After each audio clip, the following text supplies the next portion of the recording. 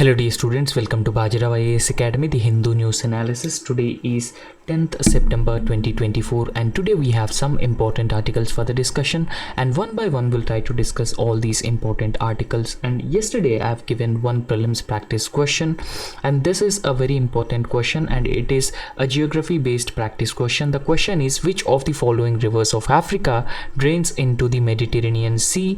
And the correct answer for this question is option D, which is Nile River. And Nile River usually flows or drains into the Mediterranean Sea, and therefore the correct answer for this question is option D, right? So if you look at the explanation of this particular question, Nile River usually flows over 6,800 kilometers, and in fact it is one of the longest rivers in the world.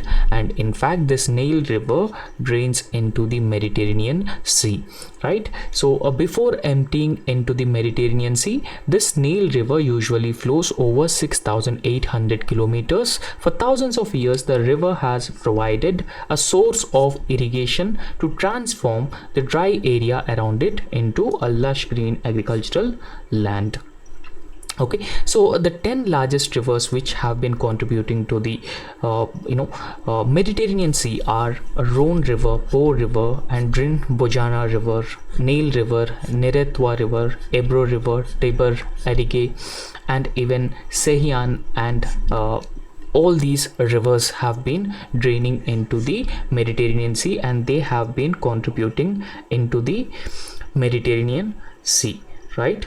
So today also we have one more important practice question for prelims examination, and it is also a geography based question, right? So in recent times Mediterranean Sea and Israel, Palestine and Gaza Strip, West Bank have been constantly in news. The question is which of these territories sometimes seen in news border the Mediterranean Sea?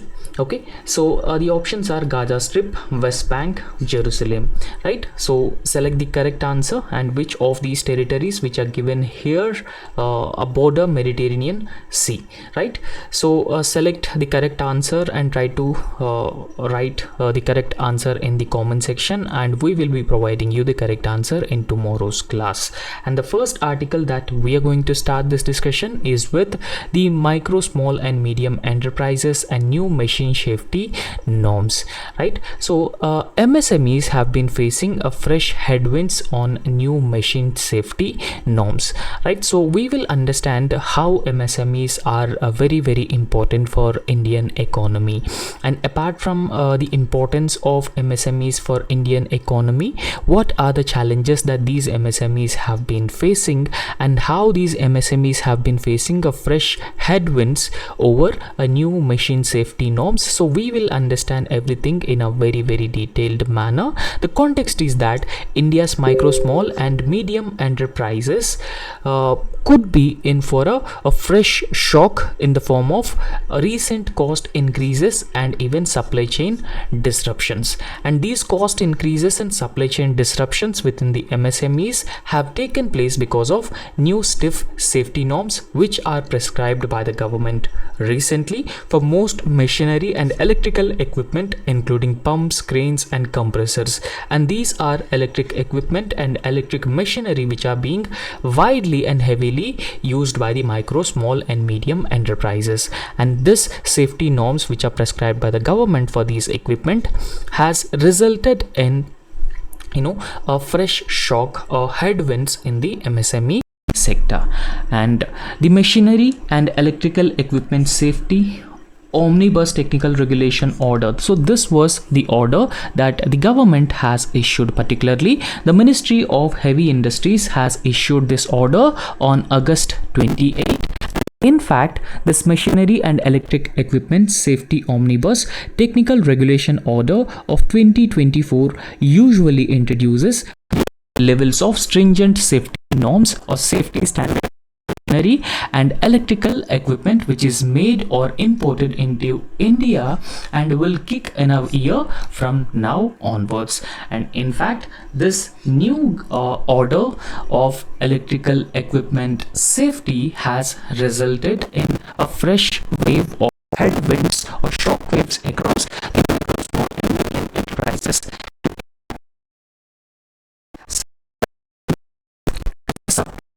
domestic and even export markets of domestic producers of FMCG items. Enterprise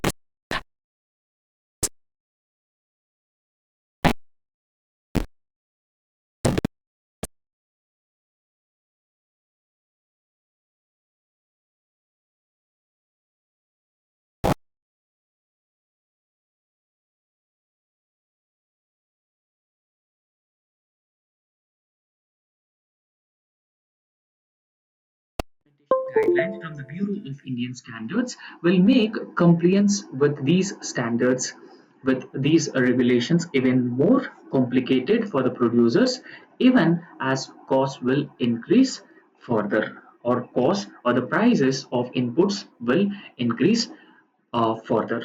And in fact, the government should delay the implementation and help the industry to prepare further. Without the support, most of the MSMEs may struggle to comply and even forced to close. And as of now, if you look at the condition of most of the micro, small, and medium enterprises, they have been facing a lot of challenges to withstand a heavy competition from the foreign companies. So therefore, in this context, it is very important that the government should provide hand-holding support to these micro, small, and medium enterprises. Now, what are these MSMEs and what is the importance of MSMEs for India's economy? MSMEs are often called as powerhouses of the Indian economy, and in fact, MSMEs are also very often called as the backbone of Indian economy because of important contribution that they used to make for the Indian economy in wide variety of aspects. So backbone is because they contribute to India's exports and they contribute to creating gainful employment opportunities for India's workforce, and at the same time they also contribute to the GDP of Indian economy. And because of this reason, MSMEs are considered as backbone of Indian economy. They are considered as powerhouse of Indian economy because they significantly contribute to employment generation and exports and even overall economic growth of Indian economy. And in fact, MSMEs are reportedly accounted for more than 11 crore jobs in India, and they also contribute to around 27.0% of India's GDP as well. And roughly they contribute to around 35% of India's total exports. So therefore, you could imagine and understand the importance of micro, small, and medium enterprises for Indian economy. Now, what is the significance of MSMEs apart from this? So, one significant aspect with respect to MSMEs is that it is a labor intensive sector and it promotes inclusive growth, and it will lead to the financial inclusion as well, and it also promotes innovation in the economy, right? So a country like India, inclusive growth is very important. Inclusive growth is growth where all sections of the society would be equally part of the growth process and the development process, and the fruits of growth and development would be distributed across all segments of the population, and that is inclusive growth. For any economy, particularly an economy like ours, inclusive growth and development is very, very important, and MSMEs usually play a very important role in ensuring inclusive growth and financial inclusion. It is a labor intensive sector, and it also plays a very important role in reducing the regional disparities in terms of development, right?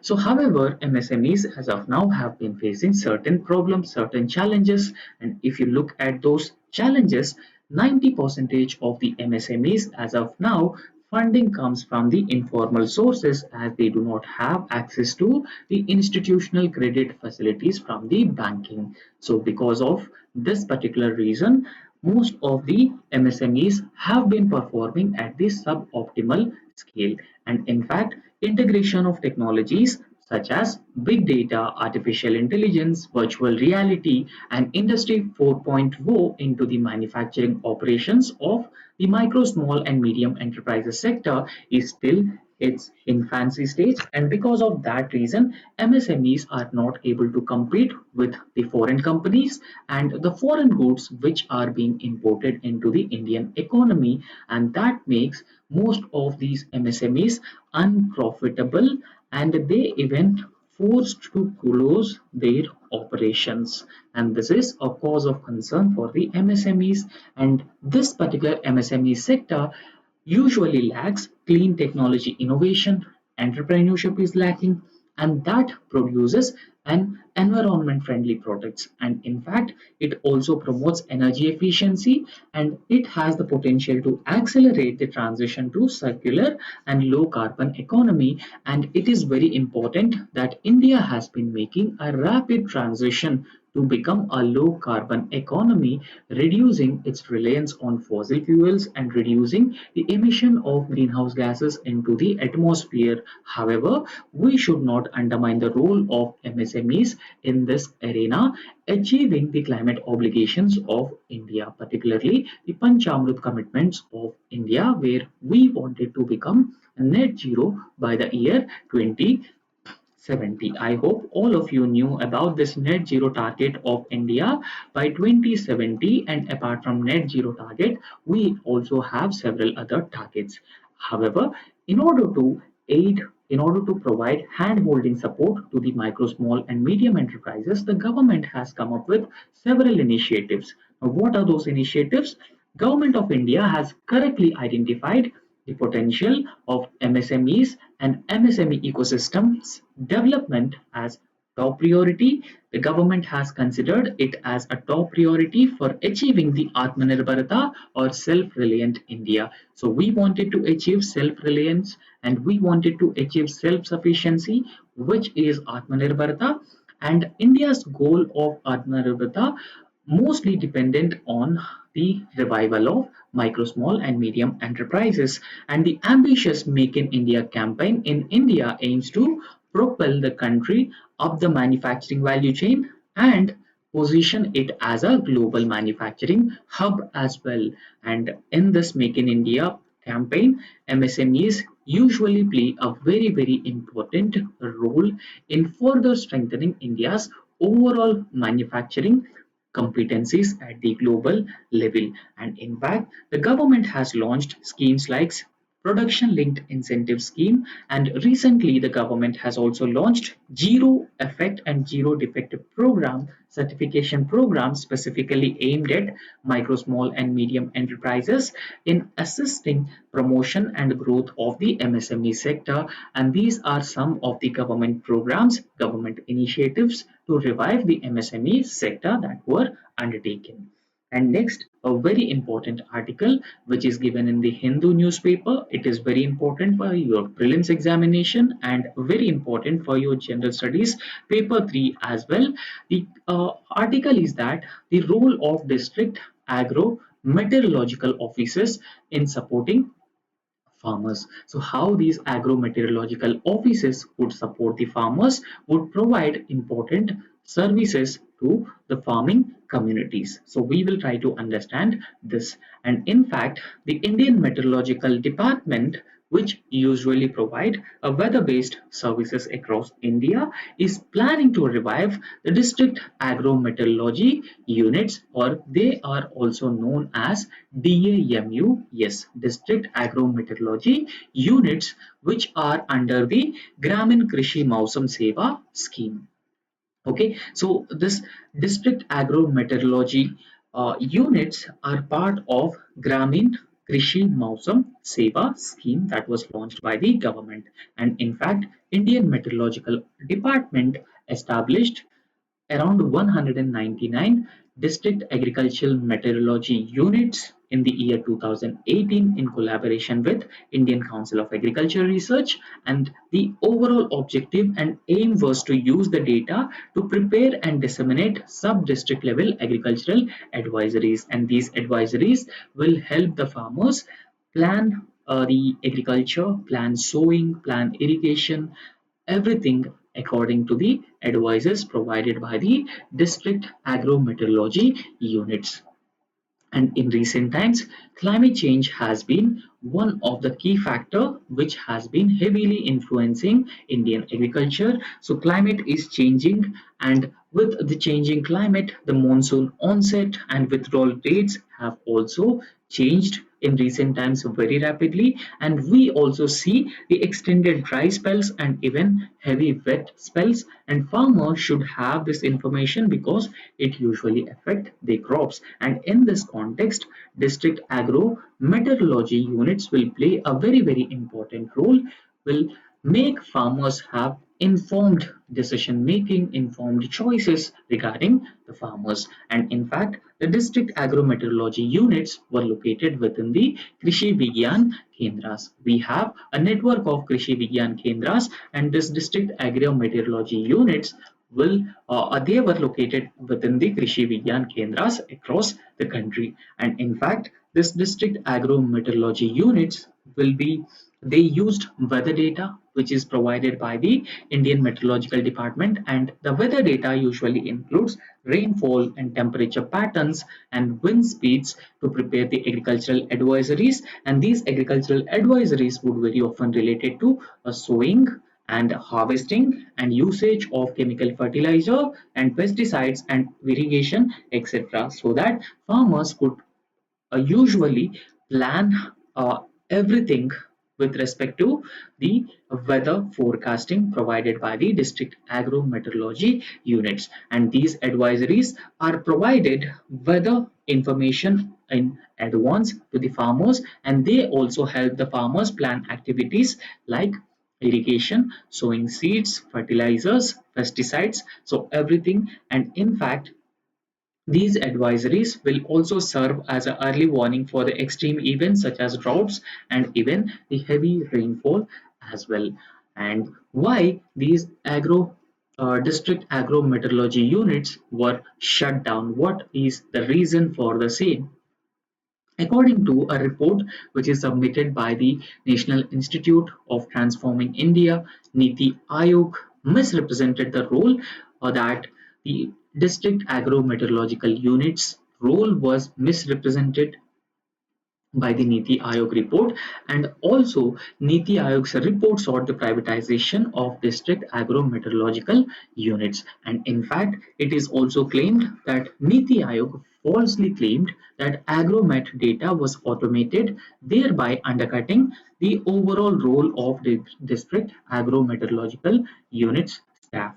And in fact, Niti Aayog has also sought to monetize or monetization of such services which are being provided by the district agro-meteorological units, as opposed to the current scheme where the agromet information, which is very important to make farmers take informed decisions regarding the farmers, was provided free of cost to all farmers. However, Niti Aayog usually planned to in such way. And in fact, this particular scheme, this Gramin Krishi Mausam Seva scheme, should have been strengthened to capture the needs of the farmers across the country as well, right? So in fact, if you look at the private players or private players taking over district agro meteorological units, private companies usually work on profit motive rather than providing genuine services to the farming community to benefit the farming community, and therefore sorry, so private companies work with a profit motive, and the prices become more and more exorbitant for small and marginal farmers who are the majority in India. And in fact, according to our data, around 85% of Indian farmers are small and marginal farmers, so therefore they cannot afford the data which is provided by the district agro meteorological units, which are under the private sector. And in fact, some companies also charge rates as high as 60,000 up to 80,000 for annual subscriptions to downscale the farm level agromet advisories. However, as of now, the district agro-meteorological units have been providing all this data free of cost to the farmers. And in fact, there could be bias in agromet advisories as well related to the use of fertilizers. And their recommendations of fertilizers and pesticides could be biased towards certain brands if these meteorological services are outsourced to the private sector.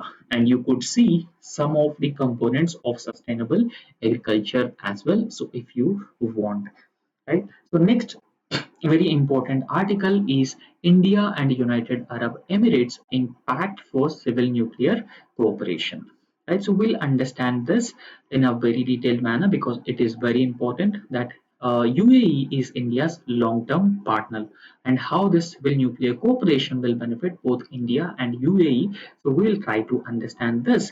India and United Arab Emirates on Monday signed a memorandum of understanding or MOU over the civil nuclear cooperation. And in fact, the deal between India and UAE's Nuclear Power Corporation of India Limited, which is also known as NPCIL, and Emirates Nuclear Energy Company led Baraka nuclear power plant. So this is very important. Please remember this Baraka nuclear power plant operations and maintenance took place. So this is the context. And in fact, both India and United Arab Emirates had agreed to cooperate on peaceful use of nuclear energy and peaceful use of nuclear energy, including several areas of safety, health, agriculture, science, and technology as well. And in fact, the Civil Nuclear Cooperation Agreement or deal between India and UAE is part of UAE's overall policy of further expanding investments into clean energy sector, particularly the nuclear energy sector. And in fact, in recent times, India has been looking towards a renewable form of energy, and India also wanted to reduce its dependence on fossil fuels because fossil fuels contribute to global warming because of the carbon emissions which are associated with the burning of fossil fuels. However, a nuclear energy sector is one of the sustainable methods of producing nuclear fuel, and because of that reason India also looking to expand the nuclear energy generation across India. On the sidelines of this particular meeting, a trilateral cooperation agreement was also signed between India, UAE, and also France. Right? So these trilaterals are also known as minilaterals, and in recent times, these minilaterals' role has been increasing across the world because of convergence of certain interests between these countries have resulted in the formation of minilaterals. So, on the sidelines of this particular meeting, the foreign ministers of France, India, and United Arab Emirates met in New York on the sidelines of United Nations General Assembly, and they have also launched a trilateral cooperation format among themselves. And in fact, a three-party phone call that all three sides had agreed that a trilateral initiative will usually serve as a forum to promote design and even execution of cooperation projects in the fields of energy with a focus on solar and nuclear energy. And apart from that, LNG supply would be another area of cooperation and engagement between India and United Arab Emirates. And two sides have signed the Memorandum of Understanding for a long-term liquefied natural gas supply between Abu Dhabi National Oil Company and Indian Oil Corporation Limited as well. However, a third agreement between India and UAE were also signed, particularly in the strategic petroleum reserves. So it is one of the outcome of this UAE's visit to India.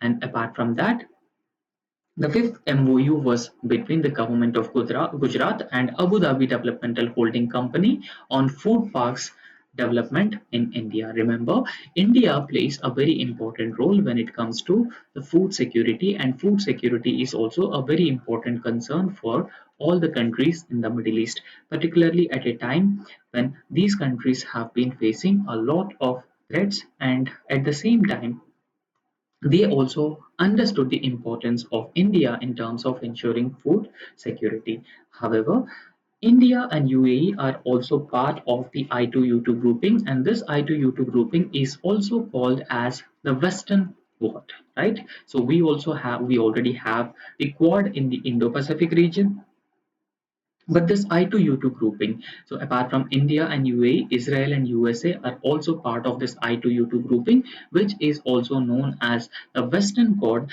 includes Israel, US as well. And this particular visit coincided with the first India Gulf Cooperation Council meeting that took place in the Saudi Arabia. So this is the significance of the visit and the relations between India and UAE. And the next important article is a Crown Prince of Abu Dhabi's visit to India further strengthens bilateral ties between India and the United Arab Emirates. So we'll try to understand the relations between India and UAE in a more detailed manner. The Crown Prince of Abu Dhabi, Sheikh Khalid bin Mohammed bin Zayed Al Nahyan, is on a 2-day visit or 2-day official visit to India, and this is his first visit to India as the Crown Prince of Abu Dhabi, and this is the significance of the visit of UAE's Crown Prince visit to India. However, so if you look at the historical relations between India and United Arab Emirates, India and UAE established their diplomatic relations way back in the year 1972, and since then their relationship has grown many-fold. In January 2017, India and United Arab Emirates have signed a comprehensive strategic partnership agreement, and this comprehensive strategic partnership agreement has taken the relationship between India and UAE to the next important level, covering cooperation in different areas. And in fact, UAE was invited as a guest country at G20 held under India's presidency in the year 2023. Remember, we have been enjoying one of the finest and best relations with the United Arab Emirates, and United Arab Emirates is also a strong supporter of India's abrogation of Article 370 as well, despite the Gulf Cooperation Council countries and Organization of Islamic Cooperation countries heavily criticized India after the abrogation of Article 370, but UAE has supported India's abrogation of Article 370, and UAE also welcomed the developmental initiatives that are undertaken by the central government in the Jammu and Kashmir region. And if you look at the bilateral trade between India and United Arab Emirates, so it has increased to US dollars 85 billion in the year 2022-23, making United Arab Emirates India's third largest trading partner 22-23. And you can imagine the importance of United Arab Emirates for India, because UAE is the third largest trading partner for India. And in fact, it is India's third largest trading partner for the year 22-23 after China and US. As of now, China is India's largest trade partner, followed by US, and then UAE is India's third largest trade partner with the bilateral trade amounting to 85 billion US dollars. And in fact, UAE is considered as the second largest export destination of India after the United States, with an amount of nearly 31.61 billion for the year 22-23. And in terms of trade and commerce between India and UAE, you can imagine the potential that these two countries have in order to further increase trade and commerce. And next, the Comprehensive Economic Partnership Agreement was signed between India and UAE, and this is another very important and a welcome initiative between India and UAE that would that would tap the potential of trade and commerce between these two countries. India and UAE Comprehensive Economic Partnership Agreement was signed in February 2022 in New Delhi during India UAE Virtual Summit. And since the signing of the Comprehensive Economic Partnership Agreement, UAE has emerged as the fourth largest investor in India during 22-23, and it was the seventh largest investor in 22-23. 2021 and 22. So UAE has committed to invest around 75 billion in India's infrastructure sector over a period of time. However, another important area of cooperation and engagement with the United Arab Emirates is strong Indian diaspora, which is located in the United Arab Emirates. An Indian expatriate or diaspora community is approximately 3.5 million, and it is one of the largest ethnic community in the United Arab Emirates, and it has been contributing roughly about 35% of country's population. And the annual remittances that we receive from United Arab Emirates from the Indian community is one of the highest in the world, and it is 18% of the total remittances that we receive in India according to the data which was published in the year 20 and 21. So that's how UAE is a very important for India in terms of trade, commerce, diaspora, and even connectivity and number of other areas. And today we have a one important prelims practice question, and this is very important from the point of view of gender studies paper 2, and in fact questions based on parliamentary standing committees were asked previously several times before as well. The question is, what are the parliamentary standing committees and why are they are necessary? And third, discuss their roles and functions to bring out their significance. And there's nothing specifically to structure because already the question is given, and the question has different parts, different component parts, and you just divide these component parts and try to address each of these parts with the specific content. And the approach is very simple. You just mention what are these parliamentary standing committees, and in the second part just write why parliamentary standing committees are necessary, and then discuss their roles and functions to bring out their significance, and ultimately you have to write an appropriate way forward for this particular question.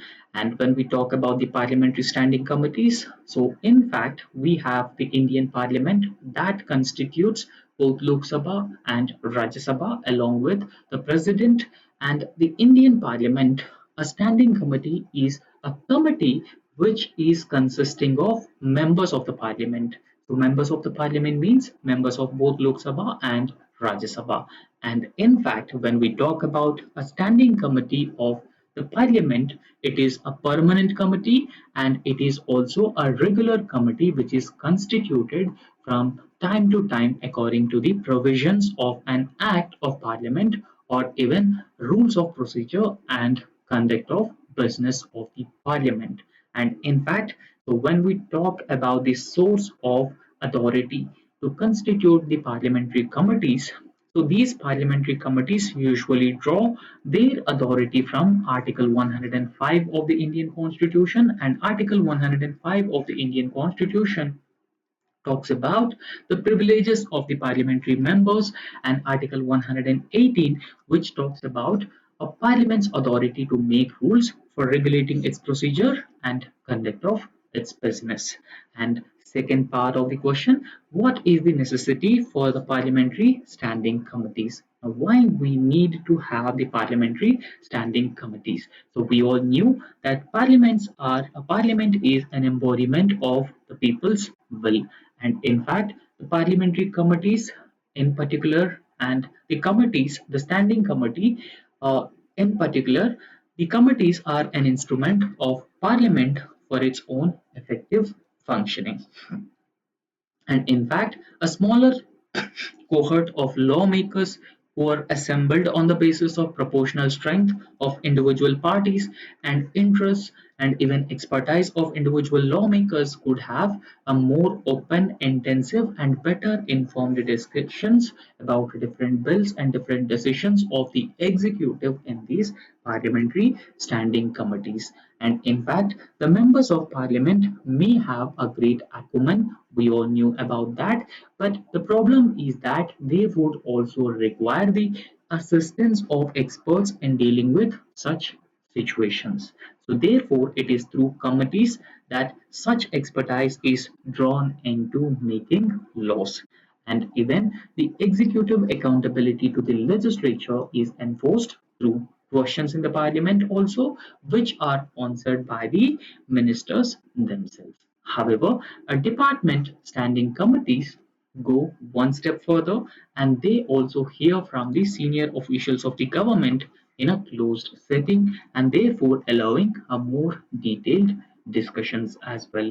And this mechanism also enables parliamentarians to understand the executive process more closely. Apart from that, parliamentary standing committees perform certain roles and responsibilities. And if you look at the role of these parliamentary standing committees, so they support the parliament's work and they also examine the ministerial budgets and consider the demands for grants and analyzed legislation and even scrutinize the government's working as well. And apart from that, they also examine bills which are being referred to the chairman of Rajya Sabha and speaker of the Lok Sabha as well. And these standing committees of the parliament also perform an important function of considering the annual reports as well.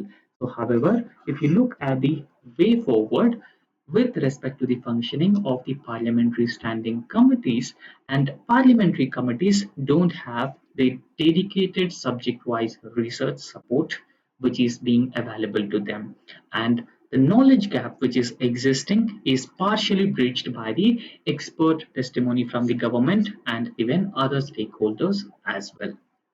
So their work could be made more effective if these committees had a full-time and even sector-specific research staff. So therefore, a full-time and even sector-specific research staff should be provided to the parliamentary committees. And in fact, National Commission for Review, the working of the Constitution has recommended that in order to further strengthen and in order to further enhance the effectiveness of the parliamentary committee system, research support should be made available to these parliamentary committees. So this is how you could usually suggest a way forward for further strengthening and further increasing the efficiency of the parliamentary committees, right? So that's all in this lecture, and thank you so much. If you like our work, please subscribe our YouTube channel and also hit the like button. Thank you.